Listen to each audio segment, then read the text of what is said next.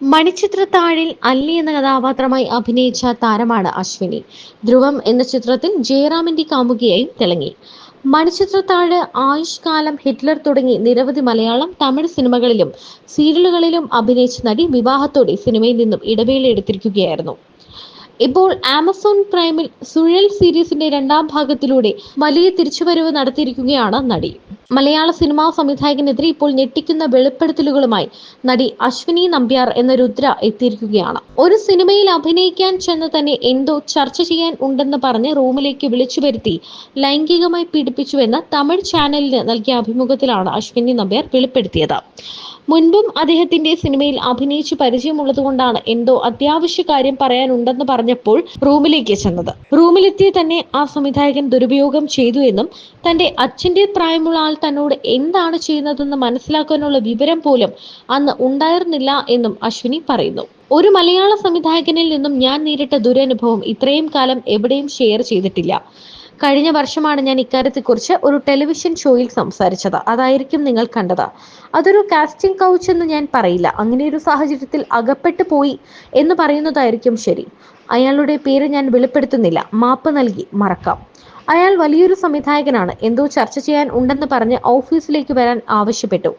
അന്നുവരെ ഞാൻ എവിടെ പോയാലും അമ്മ ഒപ്പം ഉണ്ടാകാറുണ്ട്. അമ്മയാണ് എൻ്റെ ശക്തി.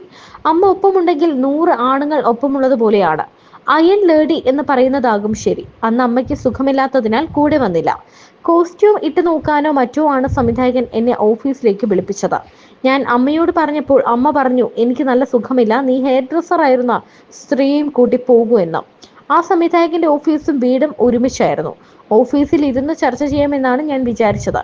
എന്നാൽ സർ മുകളിലുണ്ട്, അവിടെ ഇരുന്ന് ചർച്ച ചെയ്യാനാണ് വിളിപ്പിച്ചതെന്ന് ഓഫീസിൽ നിന്ന് പറഞ്ഞു. കൂടെ വന്ന ഹെയർ ഡ്രസ്സറായിരുന്ന സ്ത്രീയെ വിളിച്ചപ്പോൾ അവർക്ക് വരാൻ അസൗകര്യമുണ്ടെന്നും എന്നോട് പൊയ്ക്കോളൂ എന്നും പറഞ്ഞു. അന്ന് ഞാൻ ടീനേജറാണ്.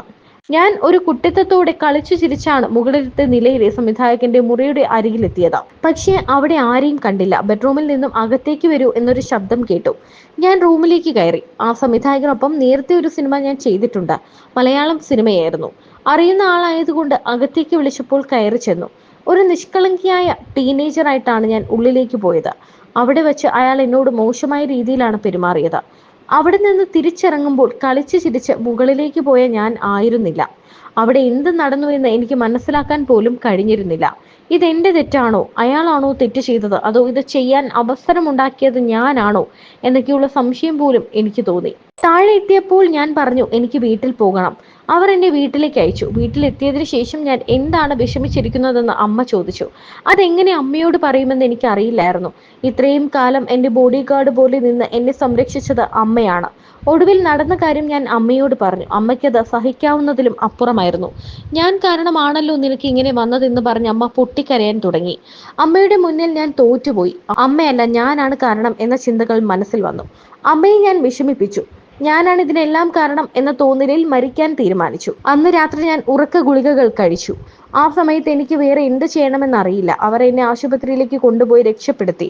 അതിനുശേഷം അമ്മ എന്നോട് പറഞ്ഞു, ഇത് എൻ്റെ തെറ്റല്ല, അത് ആദ്യം മനസ്സിലാക്കൂ എന്ന്. ഇത് നീ കാരണമല്ല, അത് മനസ്സിനെ പറഞ്ഞു പഠിപ്പിക്കണം. ഇത് അയാളുടെ തെറ്റാണ്. നീ ഇല്ലാതെ ഞാൻ ജീവിച്ചിരിക്കില്ല. ഇനി ഇങ്ങനെയൊന്നും ചെയ്യരുത് എന്ന് പറഞ്ഞു. അയാൾ യുവാവൊന്നുമല്ല, എൻ്റെ അച്ഛൻ്റെ പ്രായമുള്ള ആളായിരുന്നു.